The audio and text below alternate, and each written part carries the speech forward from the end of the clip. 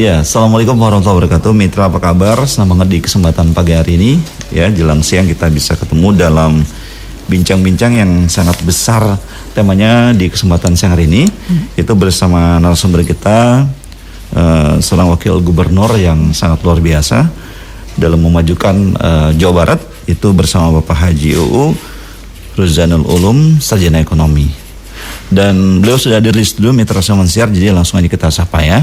Assalamualaikum Pak UU. Waalaikumsalam warahmatullahi wabarakatuh. Selamat siang kita semua. Iya, kabar baik Pak ya? Alhamdulillah, mudah-mudahan selamanya. Iya, amin. Ya, Pak UU, ada dua tema besar yang akan kita coba angkat Pak ya. Dua segmen lah ya, yang sangat luar biasa di kesempatan pagi menjelang siang hari ini. Yaitu persoalan pembulian ya Pak, yang saat ini di media massa sangat gencar sekali viral informasinya Pak. Oh ya, yaitu kejadian pada tanggal 8 Januari 2022 lalu gitu Pak ya, yaitu kegiatan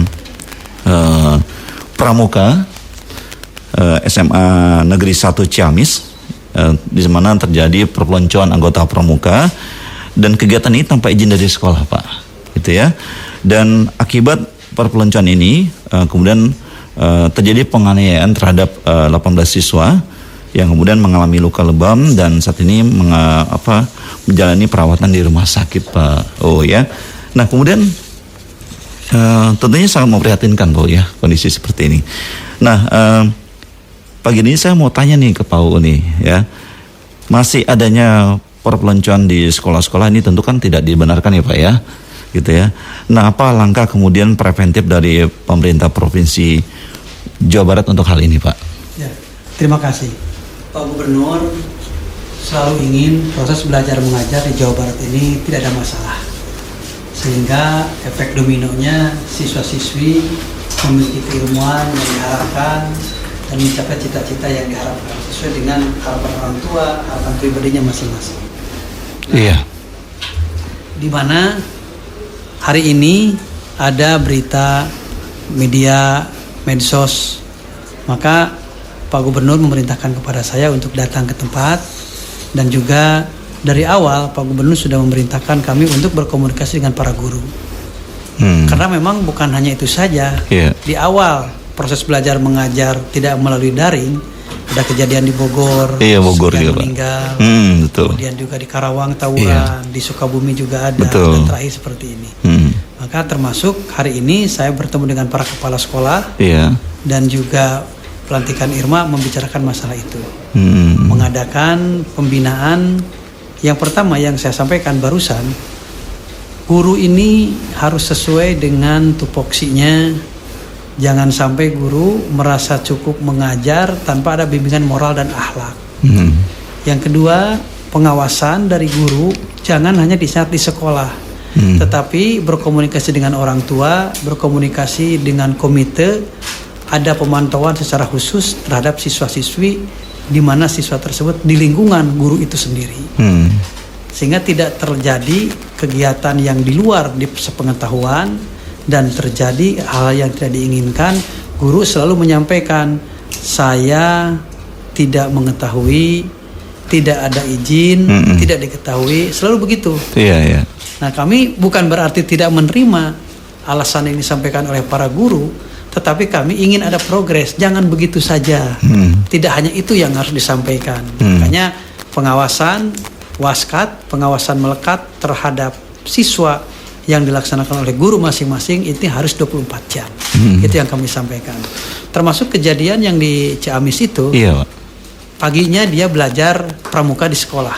Awalnya itu Pak. Awalnya. Guru tidak curiga ada lagi kegiatan di luar sekolah. Tiba-tiba nih Pak ya. Tiba-tiba diteruskan di luar sekolah. Di saat mencari ketua dengan persyaratan-persyaratan tertentu ada fisik. Siapa yang mau mencalonkan ketua, ya ada fisik, cek orang sunatnya dicabokan gitu kan. Oleh beberapa orang yang kuat dipukul, itu yang jadi ketua. Kan itu sudah premanisme. Iya betul. Tapi setelah saya cek, tanya kepala sekolah, benar tidak tahu. Kemudian siswa juga saya cek, memang saya tidak memberikan tahu kepada guru dan yang lainnya. Yang korbannya kan sampai nggak bisa makan, sampai berdarah, sampai ke rumah sakit. Betul, kan, sampai lebam-lebam Pak ya. sampai terkapar juga kan berbahaya ini. Dan anehnya tidak ada yang lapor ke orang tua, tidak ada yang lapor ke ini gitu. Takut kali Pak. Mungkin takut seperti itu. Dan ini tentunya apakah kemudian pemerintah Provinsi Jabar memberikan batasan nih Pak terhadap ekstrakurikuler seperti pramuka? Mungkin masuk lebih dalam aturan mainnya seperti apa gitu? Kalau batasan-batasan sudah ada, cuma kemarin saya mengingatkan harus ada pemantauan tetapi tidak menghalangi kreativitas anak. Karena kan anak seusia SLTA itu kan usia berkembang, sedang banyak keinginan, banyak keberanian dan semua ingin mencoba. Semangatnya tinggi. Semangatnya tinggi. Kalau mereka dihalang-halangi juga kan kurang baik. Tapi yang perlu pengawasan lebih ketat lagi kepada mereka. Dan pengawasan tersebut juga tidak menghalang-halangi inovasi mereka, itu keinginan mereka. Nah Pak, kalau kondisi seperti ini gitu, misalkan siswa SMA melakukan pembulian terhadap rekannya gitu, terutama juniornya Pak ya. Ini kemudian bisa nggak sih Pak mereka ini kena sanksi apa gitu Pak? Ya kemarin juga pihak orang tua mau ngajuin juga ke ranah hukum. Tapi saya mencoba untuk menyuarakan pengertian jangan dulu lah. Kalau masuk ke ranah hukum nanti juga anak bapak bagaimana? Iya benar. Anak ibu juga bagaimana? Benar. Pihak sekolah juga bagaimana? Iya Pak. Bukan berarti kami tidak menghargai proses hukuman enggak, tetapi manfaat dan mafsadat dari proses ini diajukan ke meja hijau kan kurang baik juga. Mendingan ada maaf dan tidak terulang lagi. Pihak kepala sekolah sudah datang ke orang tuanya, pihak guru sudah datang, dengan saya datanya ke situ sekaligus minta maaf atas keteledoran daripada sekolah tersebut terhadap anak. Tapi sekarang kondisinya alhamdulillah udah mulai kalau dibilang stabil ya Pak ya. Ya. Gitu ya. Baik. Udah sehat lah gitu. Bahkan dia divisum untuk laporan ke kepolisian. Saya bilang divisum sah-sah saja. Tapi jangan menambah runcing permasalahan. Apalagi urusan sekolah kan pendidikan ini Pak ya. Pendidikan. Moral dan sebagainya ya. Baik. Pak, ini kan salah satu kasus saja yang terjadi di nggak cuma di Jawa Barat sebenarnya Pak ya, hampir di seluruh provinsi di Indonesia Pak ya. Kemudian kita melangkah berikutnya ini masalah Omikron ya Pak. Kasus yang terjadi di Jakarta kan cukup luar biasa ya Pak ya. Terjadi peningkatan yang luar biasa sekali terhadap penyebaran Omikron, terutama seperti misalkan di SMA 71 Jakarta tuh Pak, langsung di stop kan kalau nggak salah Pak ya. Proses belajar mengajarnya berlaku lagi pembelajaran jarak jauh seperti itu Pak. Kemudian ada 67 siswa sekolah yang kemudian terpapar Omikron di daerah Krukut gitu kan. Nah PTM ini kan tentunya sangat efektif mungkin versi saya gitu Pak di kondisi yang seperti ini.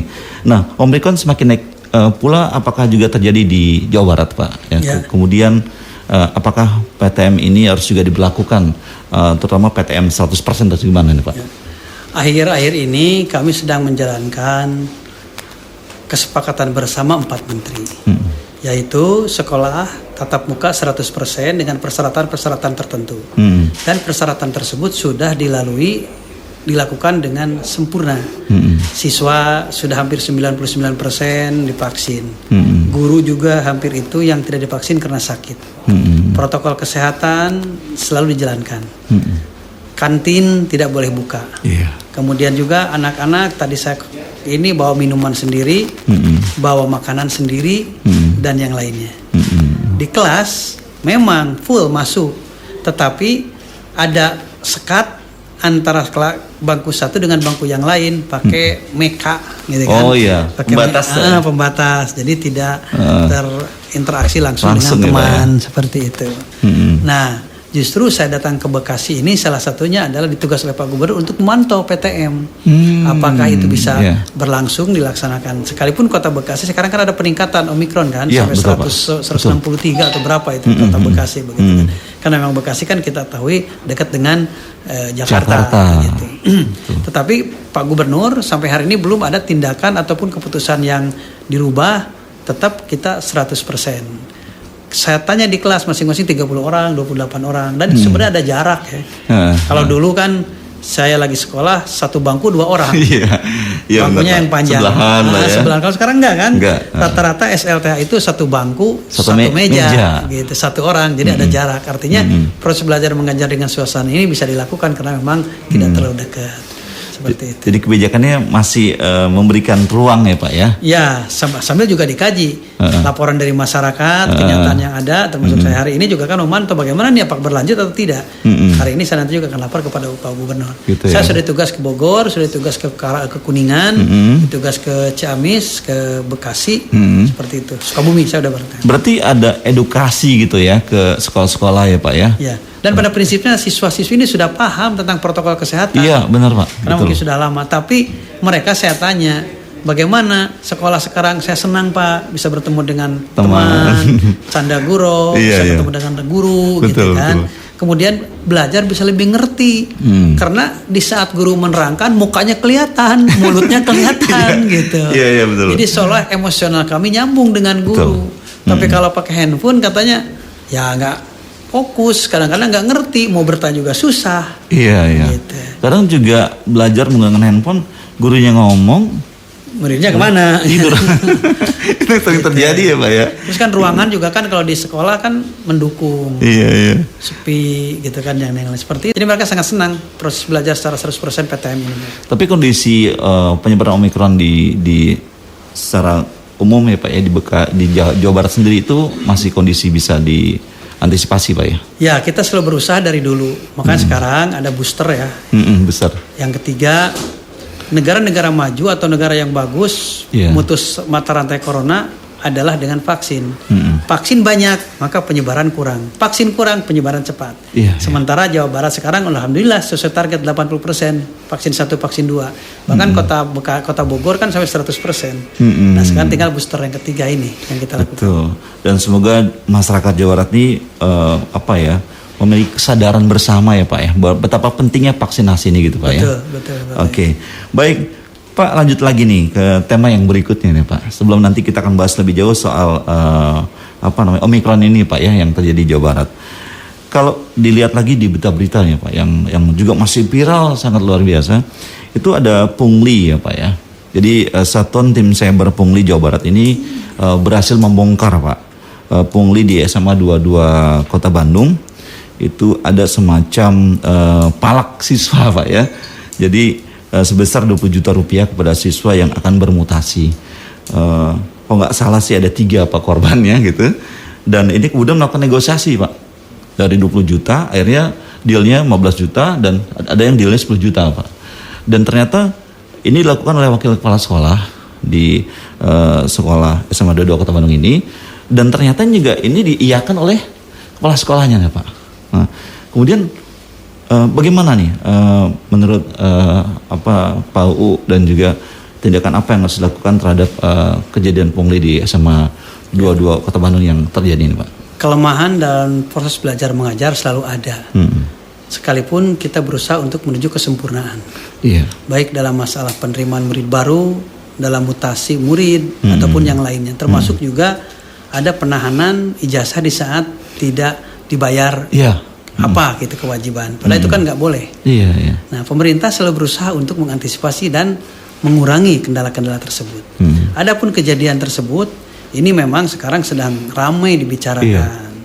Ya kalau pemerintah memberikan sanksi kepada PSN, ASN atau PNS begitu mudah kan?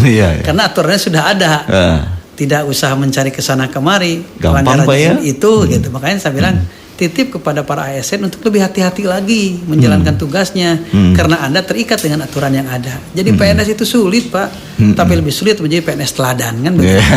Oleh karena itu hal semacam ini sedang didalami oleh kami, tetapi mudah-mudahan tidak berdampak yang luar biasa terhadap proses belajar mengajar. Kalau barusan juga ketua kepala sekolah swasta di saat saya bertemu dengan mereka di SMA N1 termasuk dipertanyakan, bolehkah kami menarik uang, bolehkah kami meminta uang bangunan kepada sekolah, kepada anak dan yang lainnya. Saya katakan sepanjang itu ditarik oleh kesepakatan dan komite yang melaksanakan, kenapa tidak? Kemudian jangan tidak wajar angkanya. Kalau wajar-wajar saja sehingga tidak membebani dan yang lainnya asal kesepakatan dan tidak dikoordinir oleh ASN itu sah-sah saja. Tapi kalau ini ada penekanan harus bayar sekian, dikoordinir oleh guru ataupun kepala sekolah, itu jelas pelanggaran. Gitu.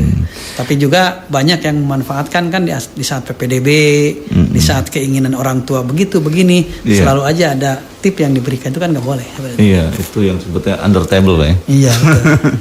Nah, Pak U, nih kemudian kalau karena sudah terjadi kondisi seperti ini yang terjadi di SMA 22 Kota Bandung, Pak, dan mungkin juga beberapa daerah lagi yang mungkin tidak diketahui, Pak ya. Mudah-mudahan tidak hanya itu amin, aja. Amin. Nah, kemudian ada nggak sih sikap dari pemerintah Provinsi Jawa Barat untuk melakukan perbaikan nih, Pak, dan pembenahan institusi? Ya kan sekarang sedang musim rotasi mutasi ya.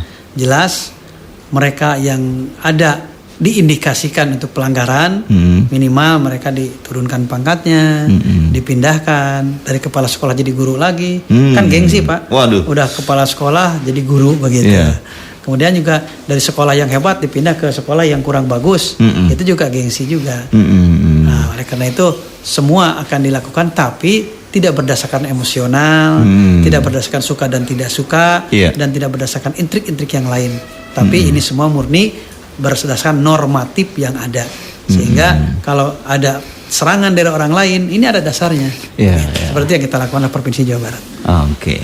Baik, luar biasa Pak U, penjelasannya.